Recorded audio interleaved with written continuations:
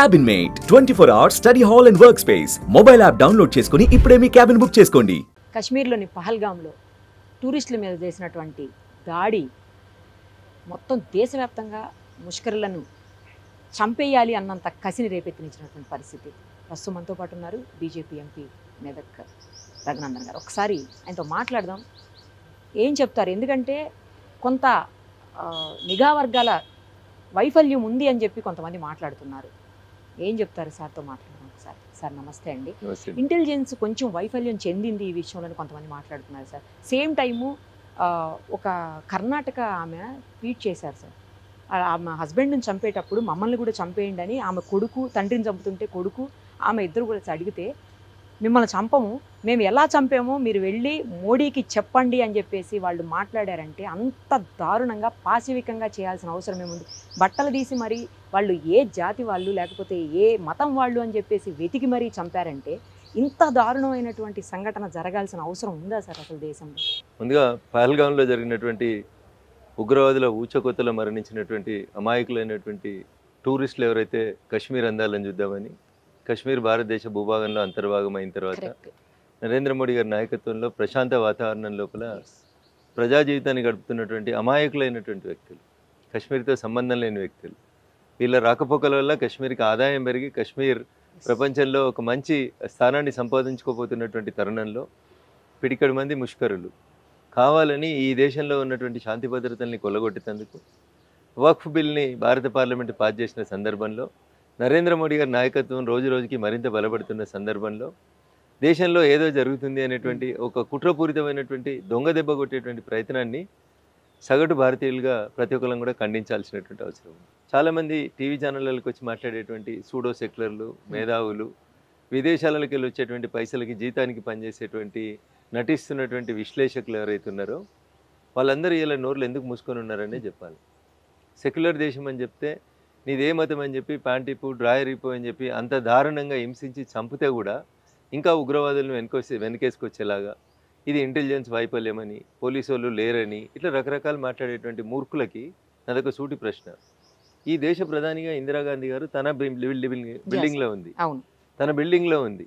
ప్రధానమంత్రి అధికారిక నివాసంలో ఒక ప్లేస్ నుంచి ఇంకో ప్లేస్కి నడిచిపోతుంది. అరే మూర్ఖులారా, ఆ రోజు ఇంటెలిజెన్స్ ఉంది, పోలీసు వాళ్ళు ఉన్నారు, చుట్టూ వెపన్లు పట్టుకున్న వాళ్ళే ఉన్నారు.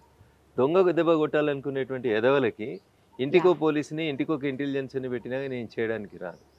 అందుకని దేశ సమగ్రతని, దేశ సమైక్యతకి భంగం వాటిల్లేటువంటి ఇట్లాంటి సంఘటనలు జరిగినప్పుడు ఈ గడ్డ మీద పుట్టి ఈ గడ్డ మీద బతుకుతూ అన్నం తింటున్నటువంటి ఎదవలు ఎవడైనా, ఏ పార్టీ ఎదవైనా దేశం ముందని మాట్లాడక దాని లోపల కూడా కోడిగుడ్డు మీద ఈకలు వీకేటువంటి మీలాంటి సన్నాసులు ఉన్నారు కాబట్టి పక్క దేశాలు ఇట్లాంటి పంచాయతీలు పేచీలు పెడతా ఉన్నాయి. ముందు బార్డర్ సైన్యం ఎవరినైనా చంపాలంటే మీలాగా అవాకులు చెవాకులు వెళ్తున్నటువంటి ఈ కుక్కల్ని చంపాలి. ఈ కుక్కల్ని ముందు కాల్చి చంపితే ఇంటెలిజెన్స్ అంటే ఏంది, భద్రత ఏంది, చెత్తనా కొడుకులారా పుణ్యానికి కూర్చొని టీవీలలో మాట్లాడు కాదురా, 2 రోజులు పోయి బార్డర్ మీద సైన్యం పని చేయండి. అది చేయిస్తే అప్పుడు తెలిసి వస్తుంది ఇట్లా మురిగే కుక్కలన్నింటికి కూడా. ఇంతకంటే మంచి భాషలో చెప్తే వాళ్ళకి అర్థం కాదు కాబట్టి ఇంతే మంచి భాషలు చెప్పాల్సి వస్తుంది. నిరుపమ్ గారు ఏమనుకోకండి, నా నోరు ఖరాబ్ అవుతుంది, నేను తర్వాత గడుక్కోవాలి. బట్ ఆ కుక్కలకి వాళ్ళ భాషలో చెప్తేనే అర్థమవుతుంది అనే ఉద్దేశం కొద్ది వాళ్ళ భాషలోనే సమాధానం చెప్తా ఉన్నాను.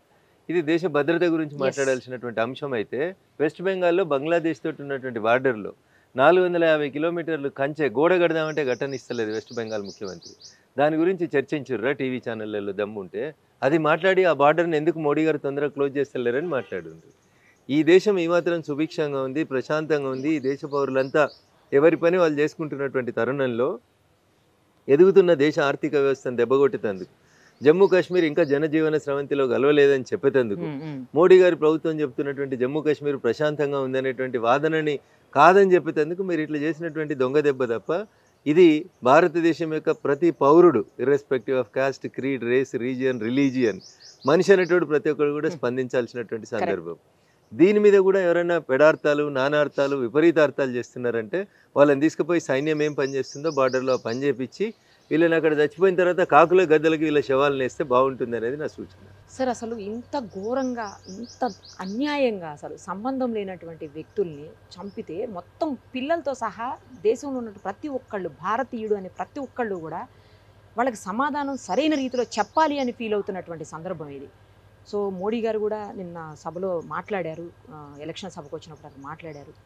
అక్కడ మాట్లాడినప్పుడు ఆయన కూడా ఎట్టి ఒకటి పరిస్థితుల్లో నిరుపమ వదిలిపెట్టమని ఒకటి చెప్పారు. నిరుపమ కాదు, అది Yes. ఎలక్షన్ సభ కాదు, గ్రామ పంచాయతీలకు సంబంధించి జరుగుతున్నటువంటి ఒక సభ. అది అది election ముందే సభ అని చెప్పి. ప్రధానమంత్రి గారి ప్రోగ్రాం. అదే మన మీడియాకున్న పైత్యం ఏంటంటే ఎలక్షన్ సభ. బీహార్లో ఈ సంవత్సరంలో ఎలక్షన్ లేవు. ఈ తెలివి తక్కువ నాయాలు ఏంటంటే వచ్చే సంవత్సరం బీహార్లో ఎలక్షన్లు ఉన్నాయి కాబట్టి ఇప్పుడు కాబట్టి సభ ఇప్పటి నుంచే జరుగుతుంది వచ్చారు అని అని చెప్పి అనుకుంటారు. అదే ఇంత న్యూస్ నీచపు స్ప్రెడ్ నా చేశారు. కొడుకు ఇంత నీచపు నా కొడుకులు బతకడానికి అవసరం అనేది వాళ్ళు ఆలోచించుకోవాలి. ఒక అమ్మకి ఒక అయ్యకు పుట్టినోడు ఎవడు ఇట్లా మాట్లాడు. అదే ఈ సందర్భంలో ఎలక్షన్ ఇది ప్రచారానికి ఎలక్షన్ వచ్చారు అని కూడా ఇది ఎలక్షన్ మాట్లాడిన సందర్భం కాదు, ఇది ఎలక్షన్ ప్రచారం కాదు. అన్నం తినేటోళ్ళందరూ మొత్తం చదవడం నేర్చుకోవాలి. అక్కడ జరుగుతుంది గ్రామ పంచాయతీలకు సంబంధించినటువంటి ఒక సభ. దాంట్లో జరిగినటువంటి సభలో దేశానికి ఒక మెసేజ్, ప్రపంచానికి ఒక మెసేజ్ చెప్పాలనుకున్నారు కాబట్టి మధ్యలో 2 ఎక్కడైనా నిమిషాలు మాట్లాడొచ్చు దాన్ని ఆయన. మాట్లాడినారు. Yes. దానికి మీకేం బాధ అవుతుంది? మీకేం బాధ అవుతుంది? దాన్ని ఎన్నికలకు ముడిపెట్టుడు ఎందుకు? ఇంత చెత్తనాయాలు ఎందుకు రా బాబు? 3 సార్లు మిమ్మల్ని డిపాజిట్లు లేకుండా 3 సార్లు మిమ్మల్ని 2 అంకెల సంఖ్యకే పరిమితం చేసిన తర్వాత కూడా ఇంకా ఈ దేశంలో ఉన్నటువంటి ద సోకాల్డ్ సెక్యులర్ పార్టీల ఆలోచన విధానం మారకపోతే నెక్స్ట్ టైం సింగిల్ డిజిట్కి పరిమితం అవుతారు. చాలా రాజకీయ పార్టీలు పార్లమెంట్లో ప్రాతినిధ్యాన్ని కోల్పోతున్నాయి ఇట్లా మాట్లాడే. భవిష్యత్తులో ఇంకా ఇట్లా మాట్లాడితే ఉన్న కాస్త డబుల్ డిజిట్ ఫిగర్లు కాస్త సింగిల్ డిజిట్కి పరిమితం కావాల్సినటువంటి పరిస్థితి వస్తుంది. దేశం కోసం నిలబడాల్సిన సందర్భంగా ఎన్నికల గురించి మాట్లాడుతున్నారంటేనే మీ సంస్కారం ఏందనేది ఈ దేశ ప్రజలు అర్థం చేసుకోవాలి. సో ఇప్పుడు ఖచ్చితంగా మనం ప్రతీకారం తీర్చుకుంటామా తీర్చుకోమా సార్? అందరూ వెయిట్ చేస్తున్నారు అసలు దానికోసం. నిరుపమ గారు నేనేమంటున్నాను, ప్రజలలో మీరే చెప్పారు ఇందాక, చిన్న పిల్లోడి దగ్గర నుంచి మొదలుకుంటే రేపో మాపో కాటికి పోతాడనే ముదుసల దాకా ఒకటే ఒకటి అడుగుతారు, బదిలా లేవని అడుగుతున్నారు, బదిలా గట్టిగా ఉండాలని చెప్తున్నారు, మూతోడు జవాబు ఇవ్వాలని చెప్తున్నారు. అవును. కానీ పాలకులు పరిపక్వతతోటి మెదలాలే. ఇట్లాంటి సందర్భంలో ఆవేశపడి నిర్ణయాలు తీసుకోవద్దు. దట్టు నరేంద్ర మోడీ గారు లాంటి ఒక గొప్ప దార్శనికుడు అయినటువంటి నాయకుడు ఈ దేశానికి ప్రధానమంత్రి ఉన్నాడు కాబట్టి బదిలా తీసుకోవద్దని చెప్తలేను. 100% బదిలా తీసుకుంటారు. Yes. కానీ అది ఏ రకమైన బదిలా తీసుకోవాలి, ఎట్లా తీసుకోవాలి, మళ్ళీ ఎవడన్నా తుపాకీ పట్టుకొని మన దేశంలోకి రావాలంటే ఎట్లా భయపడాలి అనే రీతి లోపల ఉండాలనేది ప్రభుత్వం ఆలోచిస్తుంది. ప్రభుత్వం చేసే ఏ పని కానీ వాళ్ళు ఎవరో తప్పు చేసిరు కాబట్టి మనం తప్పు చేసినట్టు ఉండదు. బదిలా బరాబర్ ఉంటుంది, ప్రతిదానికి బదిలా ఉంటుంది. అది నరేంద్ర మోడీ గారి నాయకత్వంలో జమ్మూ కాశ్మీర్లో శాంతి భద్రతలకి ఆటంకం కలిగించే ప్రతి వ్యక్తికి ఇదొక సమాధానం వచ్చే రీతి లోపల బదిలా తీసుకుంటారు. కాబట్టి కొద్దిగా సమయంలోని పాటించాలి. ప్రభుత్వానికి మనకి మధ్యలో ఉండేటువంటి వ్యత్యాసాన్ని ప్రజలు దయచేసి అర్థం చేసుకోవాలి. మీ డిమాండ్ న్యాయమైన డిమాండ్, 100% మీ ఆవేదన, ఆక్రోశం, మీ బాధని భారత ప్రభుత్వం అర్థం చేసుకుంది. మీరు ఆశించిన రీతిలోనే ఆ ముష్కరులకు సమాధానం భారత ప్రభుత్వం నరేంద్ర మోడీ గారి నాయకత్వంలో చెప్తుంది. గతంలో మనం చూసాం సార్, పుల్వామాలో దాడి జరిగినప్పుడు మన భారత సైన్యం మీద సర్జికల్ స్ట్రైక్స్ చాలా బాగా చేయగలిగారు అప్పట్లో ప్రభుత్వం. దాన్ని కూడా కొంతమంది మూర్ఖులు అడిగినారు, మీకు ఏమైనా సాక్ష్యాలు ఉన్నాయా, సర్జికల్ స్ట్రైక్ చేస్తే ఎవిడెన్స్ ఉందా అని అడిగినారు. పాకిస్తాన్ అది ఏడుస్తుంటే ప్రపంచ మీడియా అంతా దాడులు జరిగిందని చెప్తే ఓ ముఖ్యమంత్రి ఉండే తెలంగాణలో ఆయన కూడా అడిగిండు, నాకు పాకిస్తాన్కి వెళ్ళి టెర్రరిస్ట్ ఫోన్ చేసి చెప్పిండు అసలు ఆడ ఏం జరగలేదట, గడ్డి కూడా కాలలేదట అని మాట్లాడిండు. ఇట్లాంటి ఏదో మాటలు మాట్లాడితేనే జనాలు అట్లా తీసుకుపోయి ఇంట్లో కూర్చోబెడతారు. దేశ భద్రతకి సంబంధించి పుల్వామా అటాక్ తర్వాత భారత ప్రభుత్వం సర్జికల్ స్ట్రైక్ చేస్తే దానికి కూడా సాక్ష్యాలు అడిగిన రాజకీయ పార్టీలు ఉన్నాయి ఈ దేశంలో. మన నిల్చున్న గడ్డ మీద కూడా కొంతమంది పెద్ద మనుషులు ఉన్నారు. నాకు పాకిస్తాన్కి వెళ్ళి తీవ్రవాదులు ఫోన్ చేసిర్రని మాట్లాడి ఇలా అడుగు పెద్ద మనిషి ఆ తీవ్రవాదుల్ని ఎందుకు కలిసిర్రా మా మత పొలని అని అడుగు. చెప్తావు కదా, పొద్దుగలైతే పూజలు బాగా చేస్తున్నా, గుళ్ళు బాగా కడుతున్నా, గోపురాలు బాగా కడుతున్నా అని చెప్తావు కదా. అప్పుడు నువ్వు అడిగినావు కదా, పుల్వామాకి బదులుగా జరిగినటువంటి సర్జికల్ స్ట్రైక్కి అసలు ఏం జరగలేదట, పాకిస్తాన్లో గడ్డి కూడా కాలలేదన్నమాట కదా. ఇవాళ ఏం జరిగిందో ఒకసారి అడుగు. మరి ఫామ్ హౌస్లో ప్రశాంతంగానే ఉన్నావు కదా, జర ఫోన్ చేసి ఆ టెర్రరిస్టులు అడుగు ఏం జరుగుతుంది అనేది. ఇట్లాంటి రాజకీయ వ్యభిచారాల వల్లనే ఈ దేశం ఇట్లా అనర్థాలకు గురవుతుంది. అందుకనే ఈ రాజకీయ వ్యభిచారాలని ప్రజలు ఎక్కడ ఉంచాలో అక్కడ ఉంచాలనేదే మేము చేసేటువంటి అప్పీల్. సో ఇప్పుడు బీసీసీఐ కూడా నిర్ణయం తీసుకుంది సార్, క్రికెట్ అంటే అందరికీ అసలు క్రికెట్కి విపరీతమైన అభిమానులు ఉంటారు. సో ఇక మీదట పాకిస్తాన్ వెళ్ళి మన వాళ్ళు ఆడరు అని చెప్పేసి, అలాగే పాకిస్తాన్ వాళ్ళు కూడా మన దేశానికి రాకుండా ఇక్కడ ఆడకుండా అలాంటి నిర్ణయం ఏమైనా చేసారు? ఎందుకంటే ఇప్పటికే బార్డర్ క్లోజ్ చేశారు, పాకిస్తానీలు ఎవరు కూడా ఇక్కడ రావడానికి వీల్లేదు, ఎట్టి పరిస్థితులు ఇక్కడ ఉన్న వాళ్ళు కూడా బ్యాక్ వెళ్ళిపోవాలని, అలాగే విదేశాంగ శాఖలో కూడా మన దగ్గర పనిచేస్తున్నటువంటి పాకిస్తానీలను వెనక్కి పంపే రకంగా అక్కడ మన వాళ్ళని కూడా వెనక్కి తెచ్చే రకంగా కూడా ప్లాన్ చేశారు. ఇప్పటికే సింధు జలాల వివాదాన్ని అంశాన్ని కూడా పక్కకు పెట్టారు. అదొక విజ్ఞప్తి నిరుపమ గారు, సాధ్యమైనంత వరకు ఇట్లాంటి సందర్భం లోపల మనం ప్రజల్ని శాంతియుతంగా ఉండాలనేది అప్పీల్ చేయాలి. ప్రభుత్వం తన బాధ్యతను గుర్తెరిగింది. నరేంద్ర మోడీ గారు ఎప్పుడు మాట్లాడినంత ఆవేశపూరితంగా మాట్లాడారు. ప్రపంచపు చివరి అంచు దాకా తీసుకుపోయినా వాళ్ళని వేటాడుతాం అని చెప్పారు. కాబట్టి ప్రజల్లో ఎమోషన్స్ వస్తూ ఉన్నాయి కాబట్టి దీన్ని ఇంకొక రకంగా మనం ఎమోషన్ చేసేటువంటి ప్రయత్నం చేయొద్దు. దయించి సంయమనంగా ఉందాం. భారత ప్రభుత్వం తీసుకునేటువంటి ప్రతి నిర్ణయానికి బాధ్యత గల పౌరులుగా మనం అందరం కూడా సహకరిద్దాం. ఖచ్చితంగా మీ మనసులో ఉన్న బాధ, జమ్మూ కాశ్మీర్లో ప్రాణాలు కోల్పోయినటువంటి ఆ కుటుంబ సభ్యుల ఆవేదనని భారత ప్రభుత్వం అర్థం చేసుకుంది. అంతకు 100 రెట్లు బదిలా బరాబర్ ఉంటుంది. కాబట్టి నా విజ్ఞప్తి ప్రజలకి, ఎస్ మీ బాధ, మీ ఆవేశం, మీ ఆక్రందన సహజమే, సహజ సిద్ధంగా వచ్చినాయి. సందర్భం వచ్చినప్పుడు చూపిద్దాం. ఇప్పుడు భారత ప్రభుత్వం తీసుకుంటున్నటువంటి చర్యల గురించి తప్పుడు మాట్లాడుతున్నటువంటి వ్యక్తులకి సందర్భం వచ్చినప్పుడు కూడా తగు రీతిలో బుద్ధి చెప్పాలనేది మాత్రమే నేను వారికి అప్పీల్ చేస్తా ఉన్నాను. సమయంతో ఉండండి, మీ మనసులో ఉన్న బాధకి సమాధానం త్వరలోనే దొరుకుతుంది. ఈ సింధు జలాల అంశాన్ని కూడా 1960లో జరిగినటువంటి ఒప్పందాన్ని కూడా పక్కకు పెట్టడం అనేది నిజంగా చాలా కీలకమైన అంశం. పాకిస్తాన్ దాని మీద ఒక స్టేట్మెంట్ ఇచ్చింది. సింధు జలాలని మా దేశానికి రాకుండా ఆపుతున్నారంటే భారతదేశం యుద్ధానికి కాలు దువ్వుతుంది, ఆల్మోస్ట్ ప్రత్యక్ష యుద్ధానికి భారతదేశం కాలు దువ్వుతుంది అని అడుగుతుంది.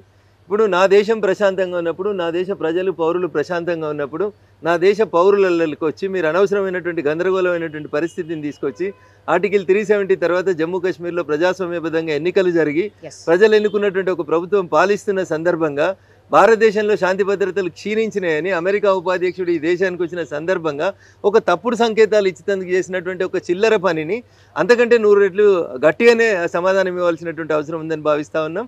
తప్పకుండా భారత ప్రభుత్వం నరేంద్ర మోడీ గారి నాయకత్వంలో ఆ దిశగా అడుగులేస్తుంది. పాకిస్తాన్తో యుద్ధంకి రెడీగా ఉన్నాము. ప్రత్యక్ష యుద్ధం చేద్దామా, పరోక్ష యుద్ధం చేద్దామా, శత్రువుకి అన్నం దొరకకుండా లేకపోతే శత్రువుకి ఆయుధాలు దొరకకుండా చేద్దామా ఏందనేది కొన్ని సందర్భాల్లో మనం ఒక అడుగు వెనుక వేసినామంటే ఓడిపోయినామని కాదు అర్థం. దాని అర్థం జవాబు గట్టిగానే ఇవ్వాలని ప్రజలు కోరుకుంటారు. ప్రజలు ఆశించినంత గొప్పగా సమాధానం ఉంటుందని అయితే one word I can say.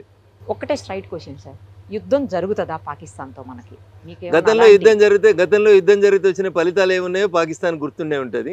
యుద్ధం చేయాలనేటువంటి కోరిక పాకిస్తాన్ కుంటే భారతదేశం వెనకడుగు వేయదు. గతంలో జరిగిన యుద్ధాలలో ఏ రకమైన ఫలితాలు వచ్చినాయో భవిష్యత్తులో కూడా అదే ఫలితం వస్తుంది. ఇప్పుడు జరగబోయేటువంటి యుద్ధంతో పాకిస్తాన్ అనేది చరిత్ర పుటలలో ఉంటుందా, ఉండకుండా పోతుందా అనేది పాకిస్తాన్ ఆలోచించుకోవాలి. నిజంగా యుద్ధానికంటూ పాకిస్తాన్ కాలు దువ్వుతే భారతదేశ ప్రజలు, ఈసారి భారత సైన్యం అవసరం లేదు, ఈ దేశ ప్రజలు పాకిస్తాన్ని ప్రపంచ చరిత్రలో చిత్రపటం నుంచి తొలగించేందుకు కూడా భారతీయులు వెనకాడరు. అహింసో పరమో ధర్మ అని చెప్పి ఆపుతున్నటువంటి మనం ఆ తర్వాత ధర్మాన్ని కాపాడేందుకు అవసరమైతే హింసని ఆయుధంగా వాడమని చెప్తుంది అదే సెంటెన్స్. మొత్తం చదవాలని చెప్పి చెప్తా ఉన్నాం. మేము పరమతాన్ని, పరదేశస్తులను అందరినీ సహనంతో చూస్తున్నామంటే అది మా మంచితనం తప్ప మా చేతగంతనం కాదు. మేము ఒకవేళ ఆ యుద్ధానికి మీరు కాలు దిగితే మీకు అసలు ప్రపంచ చిత్రపటంలో 1947 కంటే ముందు ఎట్లుండేనో భారతదేశం అట్లయితే తప్ప పాకిస్తాన్ బొమ్మలు కనబడే అనేది మాత్రం ఒకటి గ్యారంటీగా చెప్పగలుగుతాను. Thank you sir, thank you so much. Suman టీవీలో మీ పర్సనల్ అండ్ బిజినెస్ ప్రమోషన్స్ కోసం కింది నెంబర్కి కాంటాక్ట్ చేయండి.